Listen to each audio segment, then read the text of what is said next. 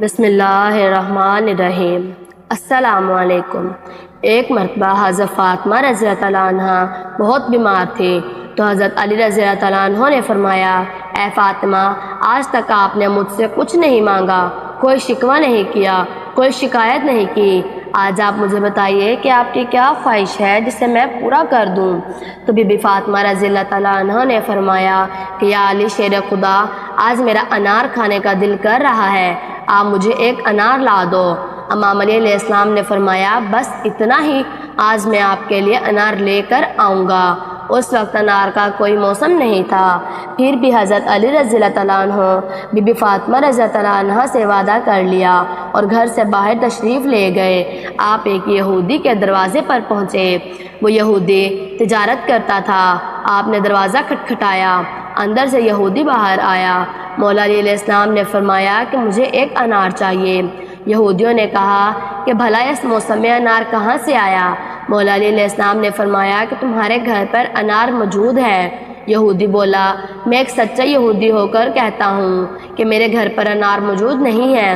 مولا علیہ السلام نے فرمایا، میں محمد صلی اللہ علیہ وآلہ وسلم کا داماد ہونے کی حیثیت سے کہتا ہوں کہ تمہارے گھر پر انار موجود ہے۔ یہودی غصے سے بولا کہ آپ نے کیوں ضد پکڑ لی ہے؟ میں نے کہا نا کہ میرے گھر پہ انار نہیں ہے، انار تو کیا ایک انار کا دانہ بھی موجود نہیں۔ اندر یہودی کی بیوی پردے میں کھڑی ساری گفتگو سن رہی تھی۔ یہودی کی بیوی بولی، آپ بحث نہ کریں، میں کلمہ پڑھ چکی ہوں، آپ بھی کلمہ پڑھ لیں، کیونکہ ہمارے گھر پہ ایک انار موجود ہے۔ یہودی یہ سن کر حیران ہو گیا کہ گھر میرا ہے اور علم علی کو ہے۔ یہودی گھر گیا، دیکھا کہ انار گھر میں موجود تھا۔ یہودی نے انار لا کر مولا علیہ السلام کو دے دیا۔ وہیں پر یہودی اور اس کی بیوی دونوں مسلمان ہو گئے۔ حضرت علی رضی اللہ عنہ وہاں سے انار لے کر اپنے گھر کی طرف روانہ ہو گئے۔ دیکھا راستے میں ایک اندھا فقیر پڑا ہے اور یہ صدا دے رہا ہے، کوئی ہے جو مجھے کھانا کھلا دے، کوئی ہے جو مجھے کچھ کھانے کو دے دے۔ مولا علیہ السلام گھوڑے سے نیچے اترے اور فقیر کے پاس آ گئے۔ آپ نے فقیر سے پوچھا، اے بزرگ، آپ کو کیا چاہیے؟ آپ کیوں یہاں بیٹھے ہیں؟ فقیر بولا، بیٹا میں بھوکا ہوں اور میرا دل انار کھانے کو کر رہا ہے۔ مولا علیہ السلام کے پاس ایک ہی انار تھا۔ مولا علیہ السلام سوچنے لگے، اگر میں انار فقیر کو دیتا ہوں تو گھر جا کے فاطمہ کو کیا جواب دوں گا؟ میں نے تو ان سے وعدہ کر کے آیا تھا اور آج انہیں انار لا کے دوں گا۔ فاطمہ نے تو پہلی بار ہی کوئی فرمائش کی تھی۔ پھر مولا علیہ السلام سوچنے لگے کہ انار فاطمہ کے لیے لے جاتا ہوں تو میرا رب مجھ سے ناراض ہو جائے گا۔ حضرت علی رضی اللہ عنہ کی فقیر کو اس حالت میں دیکھ نہ سکے۔ مولا علیہ السلام نے اللہ کی رضا کے لیے انار اس فقیر کو دے دیا، خود خالی ہاتھ گھر تشریف لے آئے۔ گھر آ کے مایوسی سے بیٹھ گئے۔ اندر سے پاک بی بی باہر آئی اور حضرت علی رضی اللہ عنہ سے فرمایا، اے علی شیر خدا، میں نے تو ایک انار کی فرمائش کی تھی، آپ نے تو 10 انار بھجوا دیے۔ مولا علیہ السلام خوش ہوئے اور آپ نے فرمایا کہ انار میں نے آپ کے لیے نہیں بھجوائے، یہ انار تو آپ کے لیے اللہ تبارک و تعالیٰ نے جنت سے بھجوائے ہیں۔ اس کے بعد حضرت علی رضی اللہ عنہ نے بی بی فاطمہ رضی اللہ عنہ کو سارا واقعہ بتایا کہ ایک مرتبہ حضرت فاطمہ رضی اللہ عنہ عورتوں کو دین کی باتیں سکھا رہی تھی۔ اتنے میں ہی ایک عورت ادب کے ساتھ بولی، اے بنت رسول اللہ صلی اللہ علیہ وآلہ وسلم، وہ کون سی عورتیں ہیں جنہیں اللہ پاک پسند نہیں فرماتا؟ وہ کون سی عورتیں ہیں جن کے گھر آباد نہیں ہوتا؟ جیسے ہی آپ نے یہ سنا تو آپ فرمانے لگی، میں نے اپنے بابا جان سرکار دو عالم سے سنا ہے کہ 3 ایسی عورتیں ہیں جنہیں اللہ پاک پسند نہیں فرماتا، کیا کبھی ان کے گھر کو آباد نہیں فرماتا؟ اس عورت نے پوچھا، اے بنت رسول اللہ صلی اللہ علیہ وآلہ وسلم، وہ کون سی 3 عورتیں ہیں جنہیں اللہ پاک پسند نہیں فرماتا؟ حضرت فاطمہ رضی اللہ عنہ نے فرمایا، پہلی عورت تو وہ ہے جو اپنے شوہر کا حکم نہیں مانتی ہوگی، یعنی اب جو عورت اپنے شوہر کی نافرمان بیوی ہوگی، ایسی عورت کو اللہ پسند نہیں کرتا۔ یاد رکھنا، میں نے اپنے بابا رسول اللہ صلی اللہ علیہ وآلہ وسلم سے سنا ہے، جو عورت اپنے شوہر کی خدمت گزاری اور فرما برداری کو اپنا فرض سمجھتی ہے، جو عورت اپنے آپ کو اپنے شوہر کی امانت سمجھتے ہوئے ہر چیز کی حفاظت سمجھتے ہوئے نگہبانی کرتی ہے۔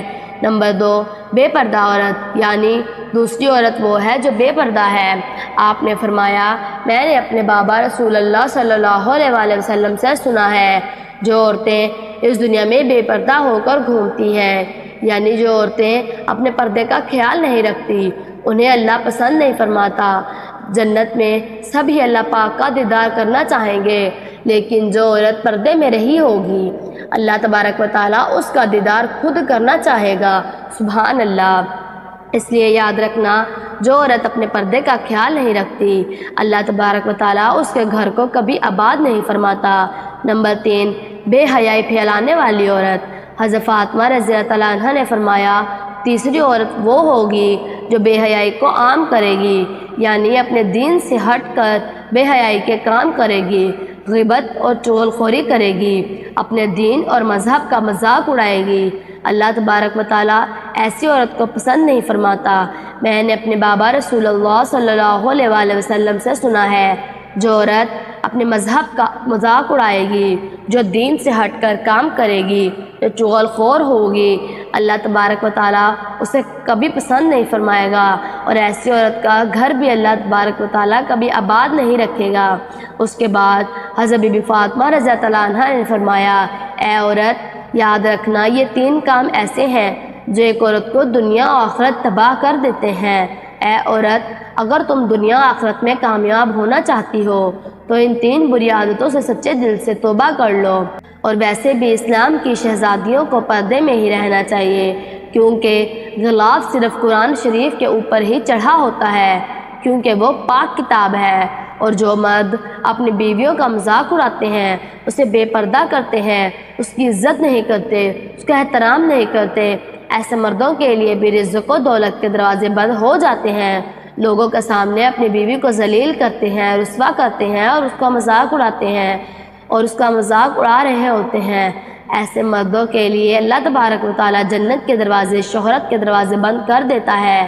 کچھ عورتیں ایسی ہوتی ہیں جو اپنے خاوند کو گالیاں دیتی ہیں، اور کچھ مرد ایسے ہوتے ہیں جو اپنی بیویوں کو گالیاں دیتے ہیں۔ اس میں کچھ ایسے ہوتے ہیں جو مذاق میں بھی گالیاں دیتے ہیں۔